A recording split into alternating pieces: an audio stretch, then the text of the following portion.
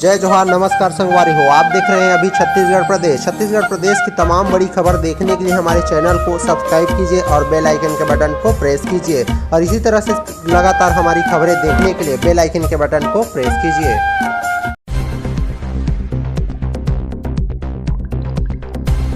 हसदेव के जंगल में फिर से कटाई हुई शुरू। खदान का विरोध कर रहे ग्रामीणों को पुलिस ने किया गिरफ्तार और कलेक्टर से बोले 45 हेक्टेयर के पेड़ कटेंगे। दशकों से चल रहे विरोध के बावजूद छत्तीसगढ़ में हसदेव के जंगलों पर आरी चल गई। वन विभाग, प्रशासन और कंपनी ने मंगलवार सुबह 5 से 6 बजे पेड़ों की कटाई शुरू करा दिया है। विरोध कर रहे ग्रामीणों को जबरन पकड़कर पुलिस हिरासत में भेज दिया गया। वहीं मौके पर भारी पुलिस बल तैनात है। किसी को कटाई वाले क्षेत्रों में नहीं जाने दिया जा रहा है। बताया जा रहा है कि पेड़ों की कटाई पेंड्रा मार जंगल के इलाके में हो रही है। यहाँ बासेन से बमबारू तक 45 हेक्टेयर के घने जंगल में पेड़ काटे जाने हैं। यह कटाई परसा ईस्ट केते बासन खदान के दूसरे फेज के लिए हो रही है। खदान के इस विस्तार से सरगुजा जिले का घाटबर्रा गांव उजड़ जाएगा। वहीं 1138 हेक्टेयर का जंगल भी उजाड़ा जाना है। इस क्षेत्र में परसा खदान के बाद इस विस्तार का ही सबसे अधिक विरोध हुआ है। ग्रामीणों के मुताबिक पुलिस ने मंगलवार को सुबह होने से पहले ही खदान के विरोध में आंदोलन कर रहे 20 से अधिक आदिवासी ग्रामीणों को गिरफ्तार कर लिया। वहीं पुलिस ने 12 लोगों को गिरफ्तार करने की बात स्वीकारी है, वह भी आधिकारिक तौर पर नहीं। पुलिस के मुताबिक इन लोगों को पुराने मामले में गिरफ्तार किए जाने की बात कही जा रही है। जिन लोगों को पुलिस ले गई उसमें पुतरिया डांड के सरपंच उमेश्वर सिंह आर्मो और घाटबर्रा के सरपंच जयनंदन सिंह पोर्ते समेत आसपास के गांव के सरपंच प्रतिनिधि और पंच सहित कई जन गिरफ्तार हुए हैं। सरगुजा कलेक्टर ने ग्रामीणों की गिरफ्तारी के औचित्य पर पूछे जाने वाले सवालों पर कहा, जब भी वहां सरकारी काम होता है तो लोग तीर धनुष लेकर आ जाते हैं, कुछ लोग तो पीकर भी आ जाते हैं, जबरन विरोध करते हैं। उनको दूर रखने के लिए कुछ लोगों को गिरफ्तार किया गया है। खदान के विस्तार में घाटबर्रा गाँव के उजड़ने के सवाल पर कलेक्टर कुंदन कुमार का कहना था कि गाँव को तो छू भी नहीं रहे हैं, अभी 45 हेक्टेयर का जंगल काट रहे हैं, इसके बाद 1100 हेक्टेयर का एक और जंगल काटा जाएगा। गांव का नंबर तो 2-3 साल बाद आना है, तब देखा जाएगा कि मुआवजा लेकर विस्थापित होने को तैयार है या नहीं। अभी विरोध करना ठीक नहीं है। राजस्थान राज्य विद्युत उत्पादन निगम को परसा ईस्ट केते बासन कोयला खदान 2012 में आवंटित हुई थी। इसमें 2013 से खनन जारी है।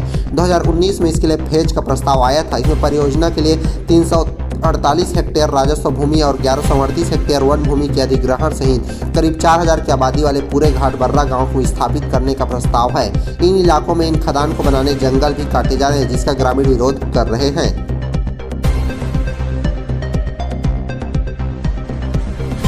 रायपुर के मैदान में क्रिकेट के भगवान सचिन ने की युवराज के साथ प्रैक्टिस, फिर अपने गुरु से मिलने पहुंचे सत्य साई अस्पताल के मंदिर। मंगलवार को रायपुर के क्रिकेट स्टेडियम में सचिन तेंदुलकर नजर आए। 10 नंबर की जर्सी जो क्रिकेट की दुनिया में सबसे खास मानी जाती है, इसे पहनकर तेंदुलकर ने रायपुर की पिच पर बल्ला घुमाया। साथ में युवराज सिंह, नमन ओझा, स्टुअर्ट बिन्नी, मनप्रीत गोनी जैसे खिलाड़ी भी थे। मैदान में इन क्रिकेटर्स ने पहले वार्म अप किया। फिजियोथेरेपी और मेडिकल एक्सपर्ट्स की मौजूदगी में फील्ड में एक्सरसाइज करते प्लेयर्स नजर आए। कुछ देर बाद बैटिंग किट पहनकर मैदान में सचिन उतर आए। उन्होंने कैलीग प्लेयर्स से बॉल डालने को कहा। कुछ शॉट भी उन्होंने प्रैक्टिस मैच में खेले। 1 घंटे उन्होंने मैदान में पसीना बहाया। 2 साल पहले सचिन की टीम इंडिया ने रायपुर में हुई रोड सेफ्टी सीरीज जीती थी। रायपुर में 2 साल पहले रोड सेफ्टी मुकाबले में भी सचिन ने दक्षिण अफ्रीका के खिलाफ अर्धशतक जड़ा था। इस मैच में सचिन के शानदार बल्लेबाजी की वजह से दक्षिण अफ्रीका 56 रन से हार गई थी। तब उस मैच में सचिन ने रायपुर के मैदान में 37 गेंदों में 9 चौके और 1 छक्का जड़ा था। सचिन ने कुल 60 रन बनाए, मगर इसके बाद वो कैच आउट हो गए थे। इस मैच में युवराज सिंह ने लगातार 4 छक्के लगाकर दर्शकों की धड़कनें बढ़ा दी थी।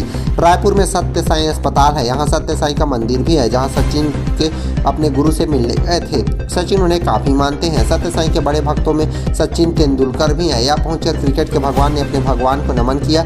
वहीं सचिन भगवान की तरह ही सत्य साई को पूजते हैं। काफी देर तक सचिन यहाँ रहे। मंदिर में माथा टेक कर दंडवत प्रणाम किया और प्रार्थना भी की।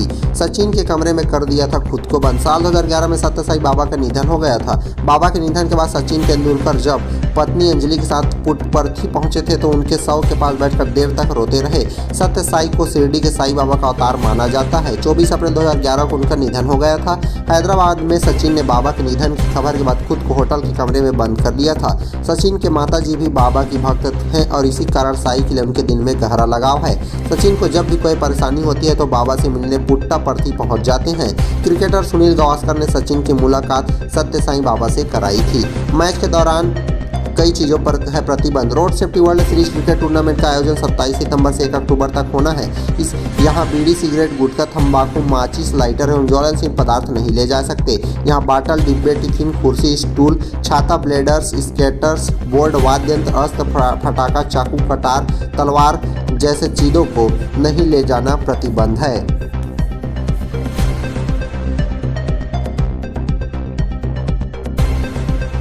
जांजगीर चांपा के स्कूल में बाथरूम नहीं, टीचर भी नहीं, सड़क पर उतरे बच्चे। 2 घंटे तक किया चक्का जाम, बोले मिड डे मील भी खराब मिलता है, सिलेबस पूरा नहीं हुआ। जांजगीर चांपा जिले के ग्राम मोड़ पार शासकीय पूर्व माध्यमिक शाला के छात्र छात्राओं ने चक्का जाम कर दिया। मंगलवार सुबह 8 बजे से 10 बजे तक करीब 60 स्टूडेंट पामगढ़ से जांजगीर मुख्यालय जाने वाले मार्ग पर धरना देकर बैठ गए और स्कूल प्रबंधन के खिलाफ जमकर नारेबाजी की। छात्र छात्राओं के बीच सड़क पर बैठ जाने के कारण करीब 2 घंटे तक मार्ग बाधित रहा। सभी गाड़ियां जाम में फंस गई। छात्र छात्राओं ने आरोप लगाते हुए कहा कि पामगढ़ ब्लॉक स्थित शासकीय पूर्व माध्यमिक शाला मोड़पार में भारी अव्यवस्था है। यहाँ कक्षा 6वीं से 8वीं तक के लिए केवल 2 शिक्षक हैं, जिससे उनकी पढ़ाई नहीं हो पा रही है।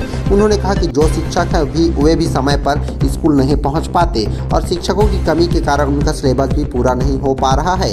स्कूल में केवल 2 शिक्षक हैं, जिनमें से एक छुट्टी पर हैं, वहीं दूसरे शिक्षक BLO पर काम कर रहे हैं और मतदाता परिचय पत्र में आधार कार्ड लिंक करने में लगे हुए हैं, इसलिए वे भी पढ़ा नहीं पा रहे। बच्चों ने बताया कि कुछ दिन पहले स्कूल में शिक्षक के नहीं आने पर बैठक भी हुई थी, जिसमें कहा गया था कि सोमवार से टीचर आ जाएंगे, लेकिन वे ना तो कल आए ना तो आज, इसलिए हमने चक्का जाम करने का फैसला लिया। टीचर हमारी मांगे पूरी करो जैसे नारा लगाते रहे। बच्चों ने कहा कि स्कूल में खराब क्वालिटी का खाना भी उन्हें दिया जा रहा है। गुणवत्ता विहीन मिड डे मील के कारण उनकी तबीयत भी खराब होती है और छात्र छात्राओं ने कहा कि स्कूल आने जाने वाला रास्ता भी बेहद ही खराब है, जिससे उन्हें आने जाने में परेशानी होती है। उन्होंने कहा कि गंदी और कीचड़ भरी सड़क के कारण उनके कपड़े रोज गंदे हो जाते हैं। छात्रों ने कहा कि स्कूल भवन भी जर्जर है, जो कभी भी हादसे का सबब बन सकता है। छत की मरम्मत नहीं कराई गई तो वे भी कभी भी गिर सकते हैं। स्कूल के चारों तरफ बाउंड्री वाल निर्माण करने की बात भी कही गई थी, लेकिन अब तक वो नहीं कराया गया और छात्राओं के लिए बाथरूम तक भी उपलब्ध नहीं है। इधर पामगढ़ BEO राजेंद्र शुक्ला ने कहा कि शिक्षकों की कमी को लेकर बच्चों ने चक्का जाम किया था, जिसे समझा बुझाकर खत्म कराया गया है। साथ ही एक शिक्षक की भी नियुक्ति की गई। उन्हें कहा गया कि मिड डे मील को लेकर भी कुछ शिकायतें मिली है, जिन्हें जल्द ठीक किया जाएगा।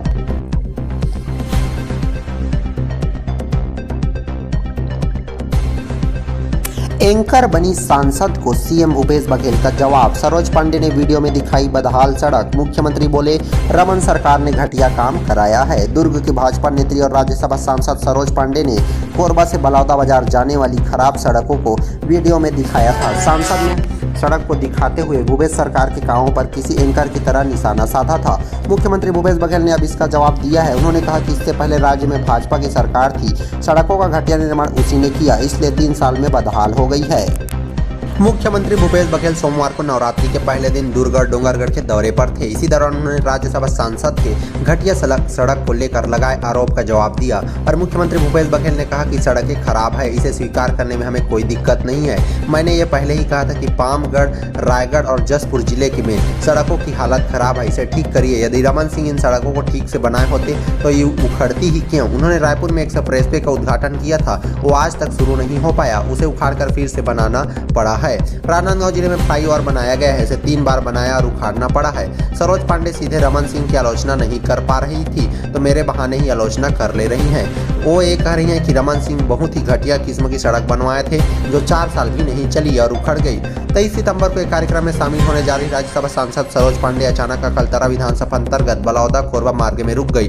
वह वहां एक रिपोर्टर की तरह हालत दिखाने लगी। उन्होंने इसका एक वीडियो भी जारी किया जिसमें वह सड़क के गड्ढों को दिखाते हुए कह रही थी कि ये भूपेश सरकार है। उन्होंने कहा कि सड़कों की स्थिति बहुत अच्छी है।